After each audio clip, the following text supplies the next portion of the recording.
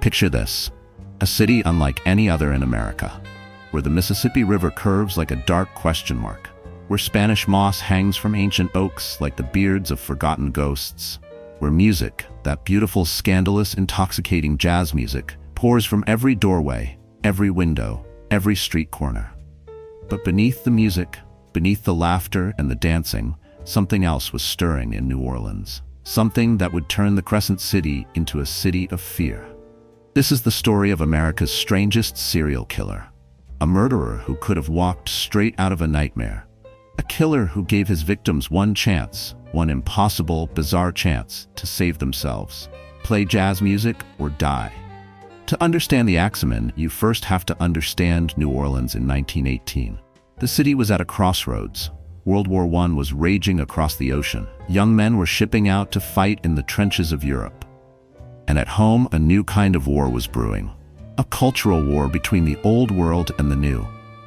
Italian immigrants had been flooding into New Orleans for decades. They brought with them their food, their traditions, their tight-knit families.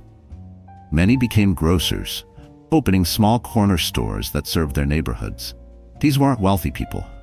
They were working-class families trying to build something in America. And someone wanted them dead.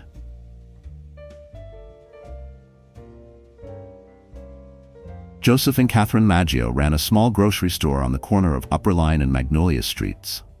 They lived in the apartment above their shop, a modest place, nothing fancy. Joseph was 32, Catherine was 28. They'd been married for less than 5 years. That night, Joseph's brothers Jake and Andrew lived next door. Andrew couldn't sleep. Something felt wrong. Around 2 a.m., he heard sounds through the thin walls. Groaning, heavy, labored breathing. He tried to ignore it, tried to tell himself it was nothing, but the groaning continued. Finally, Andrew got up and pounded on his brother's door. "Joe, you all right in there?" No answer. He tried the door. It swung open. What Andrew saw in that bedroom would haunt him for the rest of his life. Joseph and Catherine Maggio lay in their bed, their heads nearly severed from their bodies. Blood soaked the sheets, the pillows, the walls. The room looked like an abattoir, a slaughterhouse. But here's what made it even more horrifying. This wasn't a crime of passion. This wasn't a robbery gone wrong. This was something calculated, something planned. The killer had chiseled out a panel in the back door, quietly, carefully, and reached through to unlock it from the inside.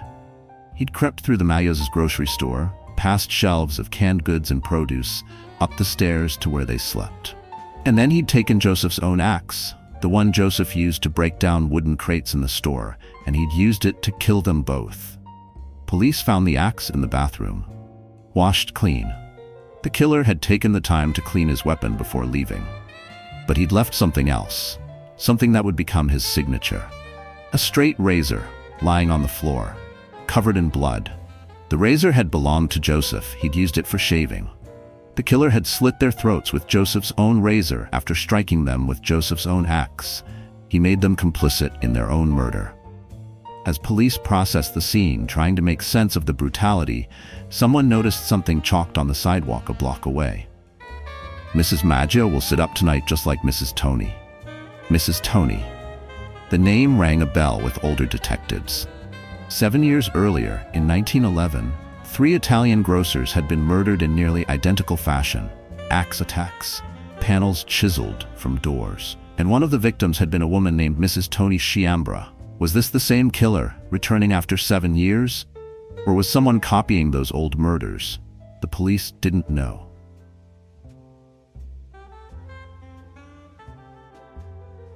Louis Basumer owned a grocery store on Dorgenoy Street.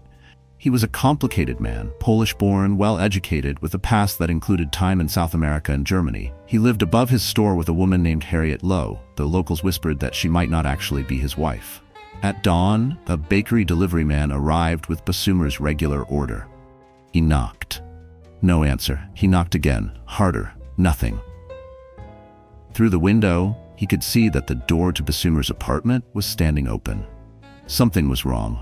The delivery man ran for the police. When officers arrived, they found a scene eerily similar to the Maggio murders. The back door panel had been chiseled out. Louis Basumer lay in a pool of blood, his head split open by an axe. Harriet Lowe was unconscious, her skull fractured. But unlike the Maggios, both were still alive. Barely.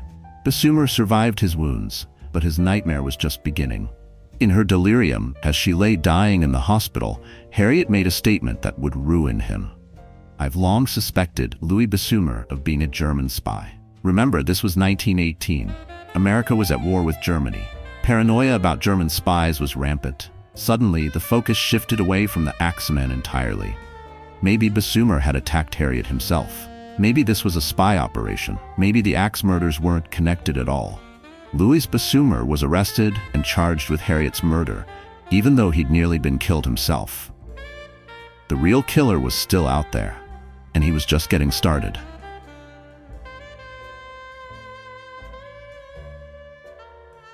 Edward Schneider came home from work to find his pregnant wife Anna unconscious on their bed, her head bleeding from multiple axe wounds. The back door panel had been chiseled out. Anna survived. Miraculously, so did her baby. She gave birth just days later while still recovering from her fractured skull. But Anna couldn't remember anything. The attack had happened so quickly, so violently, that her mind had blocked it out completely. August 10th, 1918. Just 5 days later. Joseph Romano, another Italian grocer, wasn't as lucky. His nieces heard screaming in the middle of the night and ran to his room to find their uncle staggering around, blood pouring from his head, crying, "My God, my God!" He died 2 days later, but not before giving police a description of his attacker. A dark-skinned man, heavy-set, wearing a dark suit and a black slouch hat.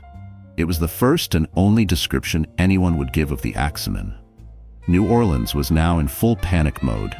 Italian grocers, and there were hundreds of them throughout the city, began sleeping with guns under their pillows. Some kept axes next to their beds, ready to fight fire with fire. Families stayed up all night, taking shifts to watch the doors. The police were helpless. There was no pattern to when the Axeman struck. No clear connection between all the victims, except that most were Italian grocers. No witnesses who could provide consistent descriptions. No evidence left at the scenes except the chiseled door panels and the victim's own axes washed clean. And then the attacks just stopped. Weeks went by, then months. By the time 1918 turned to 1919, people began to believe the nightmare was over. Maybe the killer had died, maybe he'd moved away, maybe the war in Europe had somehow taken him. New Orleans exhaled. The city tried to return to normal. They should have known better.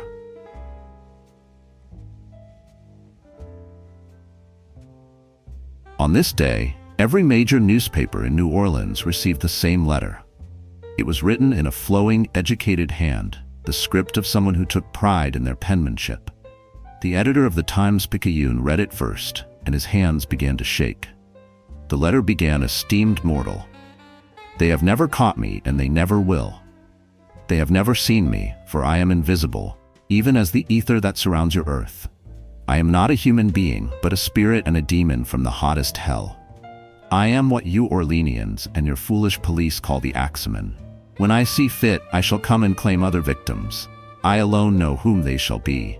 I shall leave no clue except my bloody axe, besmeared with blood and brains of he whom I have sent below to keep me company."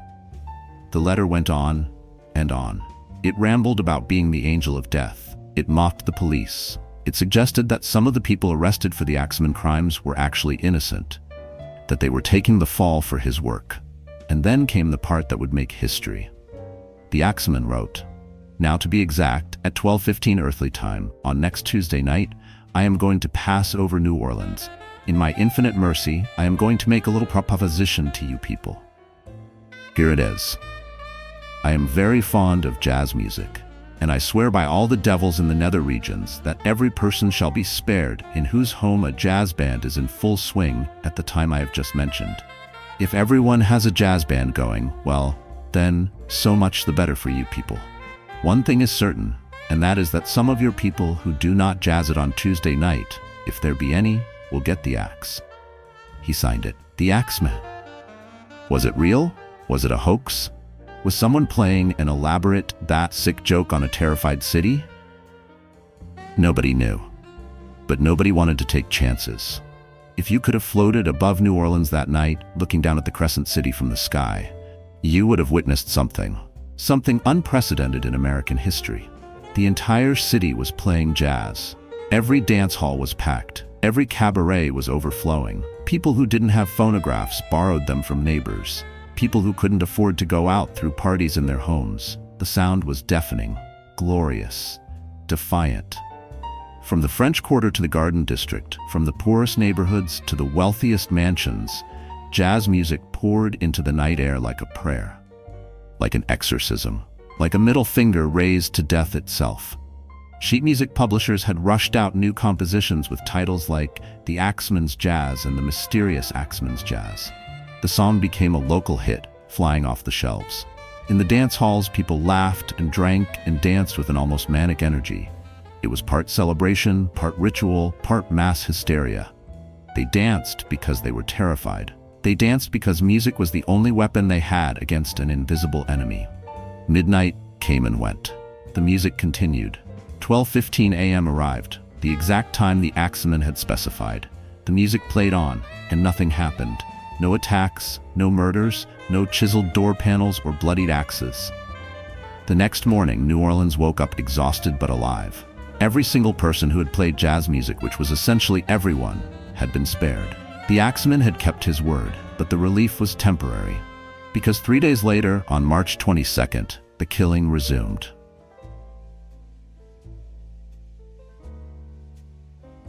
Charles Cortimiglia ran a small grocery with his wife Rosie and their 2-year-old daughter Mary. They were a young family. Charles was only 28, Rosie just 25. They lived in Gretna, just across the river from New Orleans.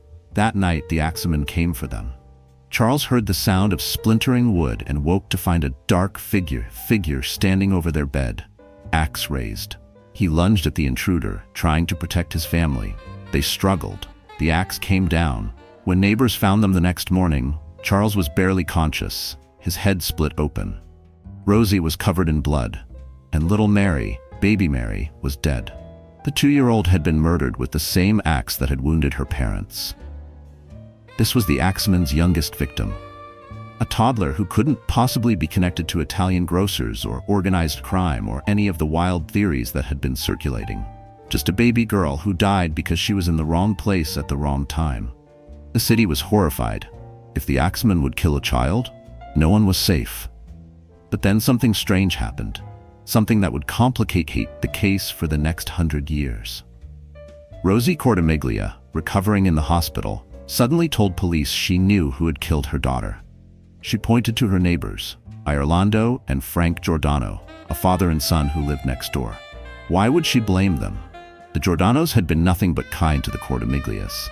Frank, who was only 18, had no criminal record. There was no motive, no evidence, nothing to connect them to the crime. Unless you counted the fact that Frank Giordano was unusually large, nearly 6 feet tall and over 200 pounds. He fit the vague description from Joseph Romano's attack months earlier. A big, dark-haired man. That was enough for a jury in 1919 New Orleans. Despite Charles Cortimiglia insisting that the Giordanos were innocent, despite the lack of any physical evidence, Frank Giordano was sentenced to death. His father, Irlando, received a life sentence. Years later, Rosie Cortimiglia would recant her testimony. She'd lied, she admitted, because of a petty dispute with the Giordano family. Her false accusation had nearly gotten an innocent teenager executed. But in March 1919, the Giordano conviction gave people something the police couldn't: closure. An answer. Someone to blame. The attacks continued sporadically through the rest of 1919. August 10, 1919, Sarah Lallman was attacked in her home. She survived, barely. September 3, 1919. Sarah Lallman was attacked again in the hospital where she was recovering. Someone tried to poison her. She survived again. September 2, 1919, the day before the hospital attack. A drugstore owner named William Carlson heard someone trying to chisel through his door. He fired his gun through the door. Whoever was on the other side fled into the night. October 27, 1919. This would be the last confirmed attack. Mike Pepitone, a grocer, was murdered in his bed while his wife and 6 children slept in the next room. Mrs. Pepitone saw the killer, a man in dark clothing, fleeing out the back door. She couldn't make out his face. Mike Pepitone died without saying a word. And then, as suddenly as he had appeared, the Axeman vanished. No more attacks, no more chiseled doors, no more letters. The reign of terror was over, but the story wasn't quite finished. A man named Joseph Mumfree was walking down a street in downtown LA when a woman in black approached him. She was wearing a veil. She didn't say a word. She pulled out a gun and shot him dead in broad daylight. The woman was Esther Albano, the widow of Mike Pepitone, the Axeman's last victim. She'd traveled all the way from New Orleans to Los Angeles to track down this man. When police arrested her, she told them that Joseph Mumfree was the Axeman. She'd seen him fleeing her home the night her husband was murdered. She'd tracked him across the country, and she'd executed him. Who was Joseph Mumfree? Records are scarce, but what we know is disturbing. He was a career criminal with a long rap sheet. He'd been in and out of prison throughout the time of the Axeman murders, and remarkably, every single time he was released from prison, the Axeman attacks would resume. Every time he was locked up, they stopped. The timeline fit almost perfectly. Esther Albano was convicted of murder, but served only 3 years before being released. Many believe New Orleans authorities went easy on her because they suspected she'd done what they couldn't. She'd killed the Axeman. To this day, some historians believe Joseph Mumfree was indeed the Axeman. Others aren't so sure. The timeline has gaps. The evidence is circumstantial, and Mumfree was never officially connected to the crimes. The truth is, we'll never know for certain. New Orleans has seen a lot of darkness in its long history. Slavery, disease, natural disasters, crime, corruption. The city has been tested again and again, but New Orleans always survives, and it survives through music. That night in March 1919, when an entire city played jazz to keep death at bay, wasn't just a strange historical footnote. It was a perfect encapsulation of what New Orleans has always been. A place where music isn't just entertainment, it's survival, it's resistance, it's life itself. The Axeman of New Orleans killed at least 6 people and wounded at least a dozen more. He traumatized a city and got away with it. His true identity remains a mystery. But in a strange way, New Orleans won. Because the Axeman is forgotten by most of the world, but the jazz music he tried to use as a weapon, that music is eternal. It spread from New Orleans to the entire world. It became America's greatest cultural export. The Axeman threatened to kill anyone who didn't play jazz. And now, over a century later, the whole world plays jazz. Maybe that's the real ending to this story. Not justice, not answers, but something even more powerful. The music outlived the murderer. The music won. If you visit New Orleans today, you can still walk down the streets where the Axeman hunted. Some of those old grocery stores still stand, converted into restaurants and apartments.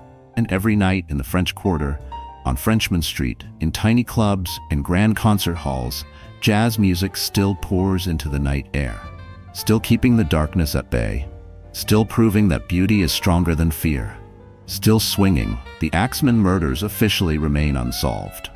The case files are still open in New Orleans Police Department archives. If you have any information about these crimes, you can contact NOPD Cold Case Unit. Rest in peace to all the victims of the Axeman attacks.